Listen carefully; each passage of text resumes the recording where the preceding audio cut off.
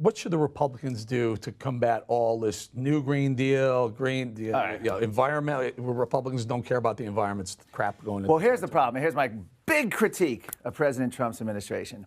There's not a current cabinet member that will stand up to the United Nations, Al Gore, or the mainstream media on the science of global warming. The only person in the administration is Donald Trump himself, and he does it fantastically in his tweets and 60-minute interviews with reporters. He does a great job.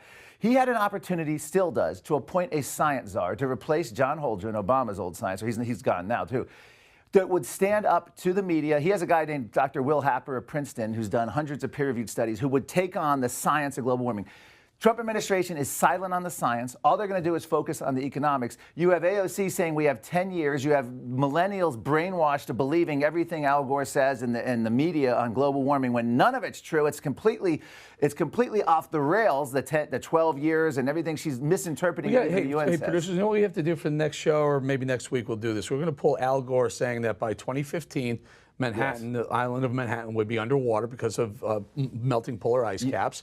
We'll juxtapose that with what she's saying. Show young people that he was completely wrong, and we laughed at him about it. And we should be laughing at AOC. We should. She said we have 12 years left to save the planet.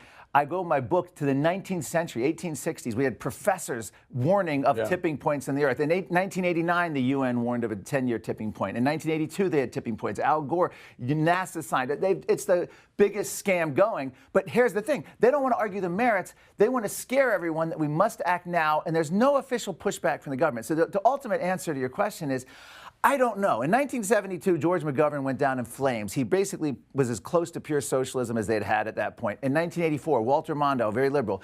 The problem is we've shifted as a country.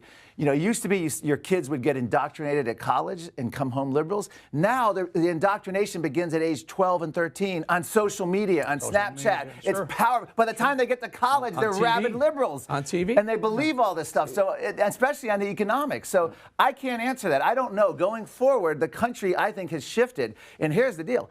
If it passes, much like Obamacare, we're going to have all these Republicans. New Deal? If the Green New Deal, it's a litmus test for the Democrats, and they're going to adopt it.